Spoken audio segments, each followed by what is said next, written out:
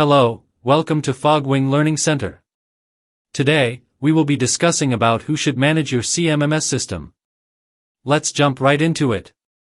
A CMMS, Computerized Maintenance Management System, can revolutionize your maintenance operations, but it's only as effective as the people who manage it. So, who should take the reins and ensure your CMMS delivers its full potential? The CMMS champion.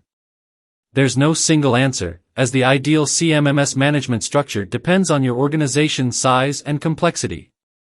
However, a collaborative approach often leads to success. Here are some key roles. CMMS Administrator. This individual acts as the system's day-to-day champion. They'll be responsible for user management, data entry, system configuration, and ensuring everyone utilizes the CMMS effectively. Often, a maintenance planner or supervisor might take on this role. Departmental users, technicians, supervisors, and relevant personnel from various departments should be trained on the CMMS. This empowers them to submit work orders, access equipment data, and contribute to a comprehensive maintenance data pool. IT Department. While the CMMS administrator handles day-to-day operations, IT plays a crucial role, especially for cloud-based systems.